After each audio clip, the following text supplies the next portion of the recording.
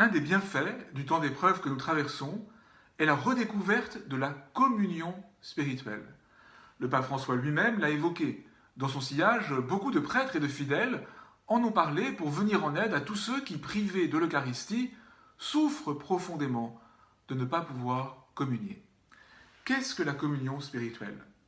La communion spirituelle, c'est une manière d'accueillir le fruit, la grâce de l'Eucharistie, alors même qu'on est empêché de recevoir le corps du Christ ou de prendre part à la célébration de la messe.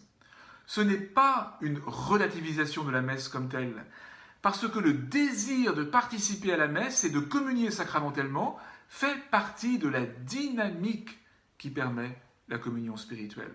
C'est au contraire un acte de foi en la force de l'Eucharistie dont le rayonnement dépasse les conditions immédiates de sa célébration. Comment vivre la communion spirituelle?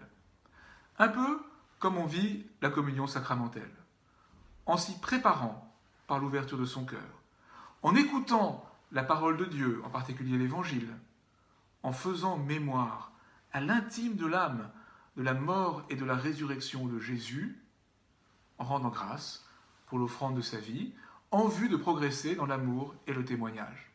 Il existe de beaux textes de prière qui peuvent accompagner cette démarche. Un moine du XIIe siècle, Guillaume de Saint-Thierry, résume cela de façon très suggestive. Si tu veux vraiment, à toute heure du jour et de la nuit, tu trouveras la grâce du sacrement à ta disposition. Chaque fois que le souvenir de celui qui a souffert pour toi incline vers la passion du Christ et ta tendresse et ton cœur, tu manges son corps et tu bois son sang. Je vous encourage vivement à vous exercer à la communion spirituelle. Cette dynamique intérieure vous nourrira aujourd'hui et renouvellera votre vie eucharistique le jour où nous pourrons, dans la joie, reprendre le chemin de nos églises.